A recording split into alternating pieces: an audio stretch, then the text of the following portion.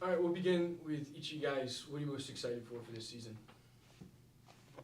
I'm excited to play against my brother Cohen, who's at Virginia Wesleyan.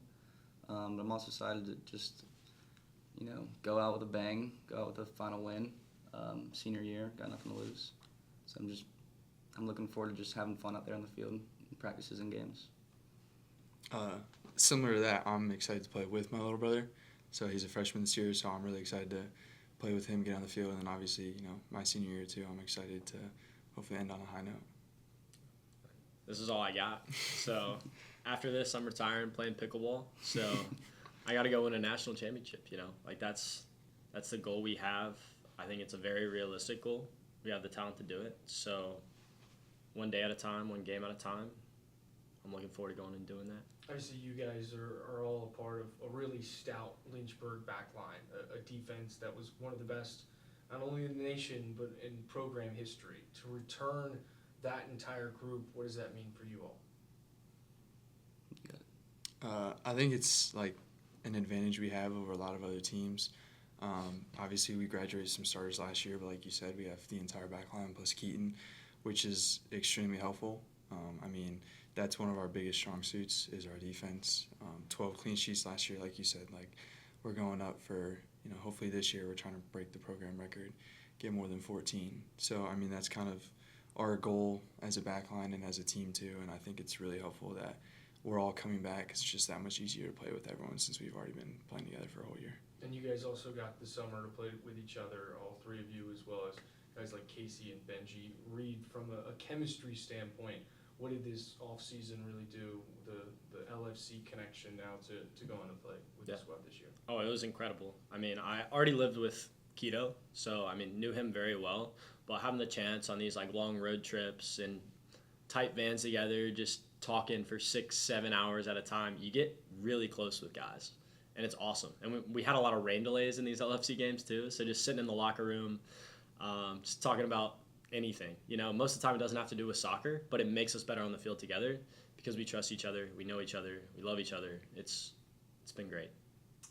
Your coach talked about togetherness was a big point of the team last year, and that's why you guys were so successful, not wanting it to end.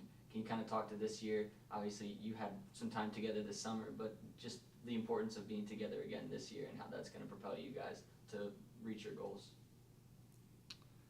I think it's important for us to, show that to the younger guys, the freshmen, because, the upperclassmen, they understand the togetherness, but it's showing it to the younger guys. So that's setting the good example at practices and games, how we respond to coaches, and just how to communicate to one another. I think that's kind of what forms that togetherness and just showing everybody our way. Last year was really successful for you guys, but obviously didn't end the way that you wanted to. So, Thomas, how do you build off of last year's campaign into this season? I think it's just we just have to focus on doing the same things. Obviously we weren't as successful as we wanted, but I think getting a new group of guys, new freshmen who are going to be really good for us. I think it's just like Eli was talking about, and like Gig said, the togetherness. Just all of us trying to play together as one. I think that's the most important thing for us is when we're all on the same page, we all play together as one.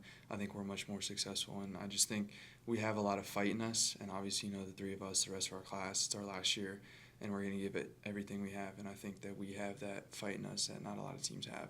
That'll bring us to the top. A challenging schedule for you guys this year. Obviously, being in the ODAC gives you a lot of formidable opponents, along with the very difficult non-conference schedule, mostly away and in neutral sites. Reid, is there one or a few that you have circled on the calendar especially that you're most excited for? Yeah, obviously getting the chance to play Mary Wash and Messiah, those are big games. But I think for us, we've kind of had this mindset of one day at a time, one game at a time. So the only thing circled right now is Maryville. And that's kind of the only thing on our minds, and I think that's the only thing that should be on our minds. Keaton, what are some of the big takeaways for you guys coming out of the scrimmages? Let me think about that. I think we all just have to buy into our style of play. I think during those games, or at least the scrimmages, we weren't there mentally. Some guys were doing one thing, some guys were doing another thing. And so just being there mentally, I think, was one of our biggest takeaways.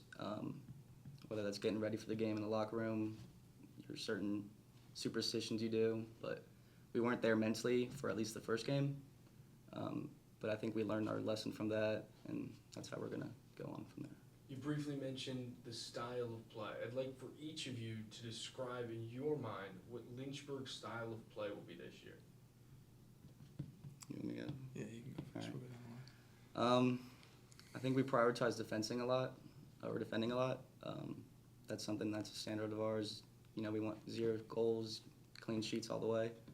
But in the attack, we like to swing the ball around, you know, get numbers in the box, just kind of counter, press them well.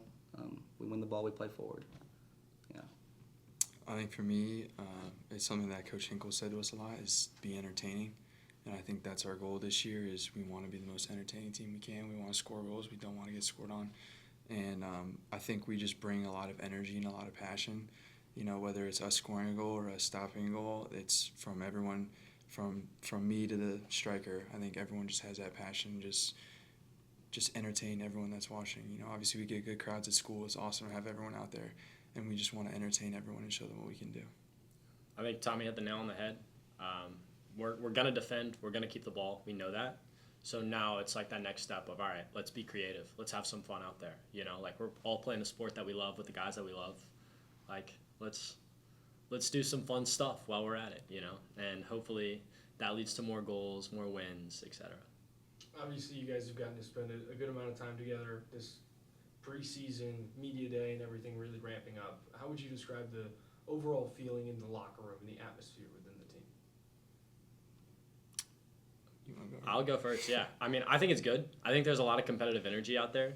You know, we have some younger guys still kind of learning the way, right, which is totally fine, totally understandable. But I also think we're trying to instill this kind of new mindset of servant leadership, you know, where it's like, all right, maybe the freshmen don't need to go get the goals and get the balls every single time. You know, maybe if we do that, if we're willing to help them, then they see that as an opportunity to go, okay, like this guy's willing to help me out. This guy's willing to die for me on the field. I'll do the same for them. So that's kind of like a shift for us in terms of finding that like servant leader mindset. But I think it's really going to benefit us going forward. Well said.